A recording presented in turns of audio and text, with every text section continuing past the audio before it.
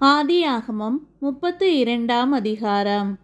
யாக்கோபு பிரயாணம் பண்ணுகையில் தேவதூதர்கள் அவனை சந்தித்தார்கள். யாக்கோபு அவர்களை கண்டபோது, இது தேவனுடைய சேனை என்று சொல்லி அந்த ஸ்தலத்திற்கு மக்னாயீம் என்று பெயரிட்டான்.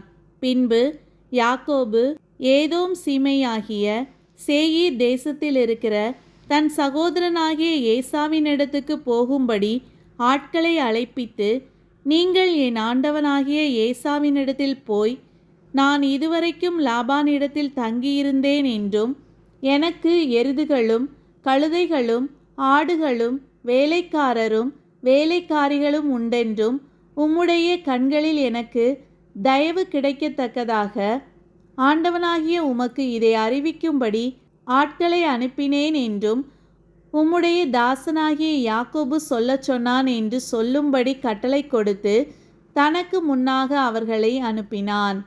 அந்த ஆட்கள் யாக்கோபின் இடத்துக்கு திரும்பி வந்து, நாங்கள் உம்முடைய சகோதரனாகிய ஏசாவினிடத்துக்கு போய் வந்தோம், அவரும் 400 பேரோடே உம்மை எதிர்கொள்ள வருகிறார் என்றார்கள்.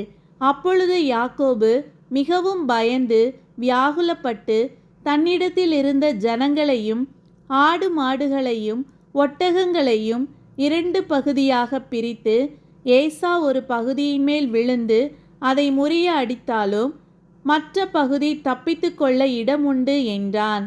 பின்பு யாக்கோபு, என் தகப்பனாகிய ஆபிரகாமின் தேவனும் என் தகப்பனாகிய ஈசாக்கின் தேவனுமாய் இருக்கிறவரே, உன் தேசத்துக்கும் உன் இனத்தார் இடத்துக்கும் திரும்பிப்போ, உனக்கு நன்மை செய்வேன் என்று என்னுடனே சொல்லியிருக்கிற கர்த்தாவே, அடியேனுக்கு தேவரீர் காண்பித்த எல்லா தயவுக்கும் எல்லா சத்தியத்துக்கும் நான் எவ்வளவேனும் பாத்திரன் அல்ல. நான் கோலும் கையுமாய் இந்த யோர்தானை கடந்து போனேன். இப்பொழுது 2 பரிவாரங்களையும் உடையவனானேன். என் சகோதரனாகிய ஏசாவின் கைக்கு என்னை தப்புவியும். அவன் வந்து என்னையும் பிள்ளைகளையும் தாய்மார்களையும் முறியடிப்பான் என்று அவனுக்கு நான் பயந்திருக்கிறேன். தேவரீரோ, நான் உனக்கு மெய்யாகவே நன்மை செய்து உன் சந்ததியை எண்ணி முடியாத கடற்கரை மணலைப் போல மிகவும் பெருக பண்ணுவேன் என்று சொன்னீரே என்றான். அன்று ராத்திரி அவன் அங்கே தங்கி தன் கைக்கு உதவினவைகளிலே தன் சகோதரனாகிய ஏசாவுக்கு வெகுமானமாக 200 வெள்ளாடுகளையும் 20 வெள்ளாட்டுக்கடாக்களையும் 200 செம்மறி ஆடுகளையும் 20 ஆட்டுக்கடாக்களையும் பால் கொடுக்கிற 30 ஒட்டகங்களையும் அவைகளின் குட்டிகளையும் 40 கடாரிகளையும் 10 காளைகளையும் 20 கோழிகை கழுதைகளையும் 10 கழுதை குட்டிகளையும் பிரித்தெடுத்து வேலைக்காரர் கையில் ஒவ்வொரு மந்தையை தனித்தனியாக ஒப்புவித்து, நீங்கள் மந்தைக்கு முன்னும் பின்னுமாக இடம் விட்டு எனக்கு முன்னாக ஓடிக்கொண்டு போங்கள் என்று தன் வேலைக்காரருக்கு சொல்லி, முன்னே போகிறவனை நோக்கி, என் சகோதரனாகிய ஏசா உனக்கு எதிர்ப்பட்டு, நீ யாருடையவன், எங்கே போகிறாய், உனக்கு முன் போகிற மந்தை யாருடையது என்று உன்னை கேட்டால், நீ, இது உமது அடியானாகிய யாக்கோபுடையது, இது என் ஆண்டவனாகிய ஏசாவுக்கு அனுப்பப்படுகிற வெகுமதி, இதோ அவனும் எங்கள் பின்னே வருகிறான் என்று சொல் என்றான்.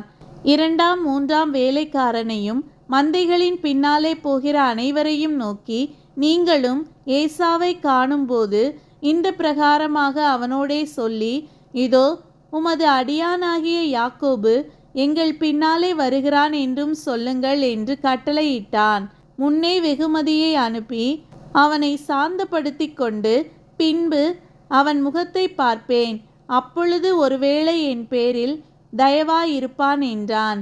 அந்தபடியே வெகுமதி அவனுக்கு முன் போயிற்று.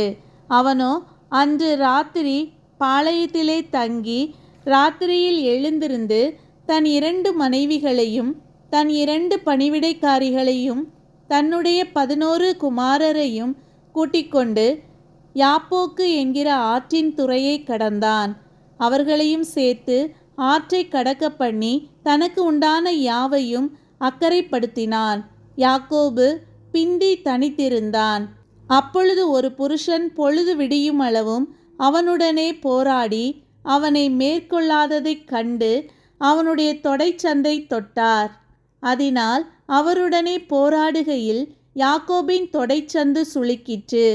அவர், நான் போகட்டும், பொழுது விடுகிறது என்றார். அதற்கு அவன், நீர் என்னை ஆசீர்வதித்தாலொழிய உம்மை போகவிடேன் என்றான். அவர், உன் பேர் என்ன என்று கேட்டார். யாக்கோபு என்றான்.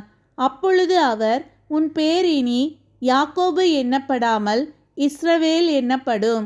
தேவனோடும் மனிதரோடும் போராடி மேற்கொண்டாயே என்றார். அப்பொழுது யாக்கோபு, உம்முடைய நாமத்தை எனக்கு அறிவிக்க வேண்டும் என்று கேட்டான்.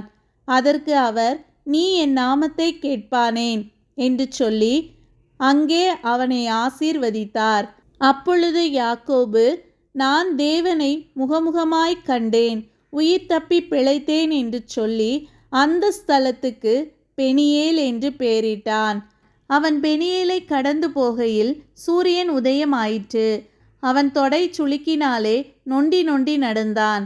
அவர் யாக்கோபுடைய தொடைச்சந்து நரம்பை தொட்டபடியால் இஸ்ரவேல் புத்திரர் இந்நாள் வரைக்கும் தொடைச்சந்து நரம்பை புசிக்கிறதில்லை.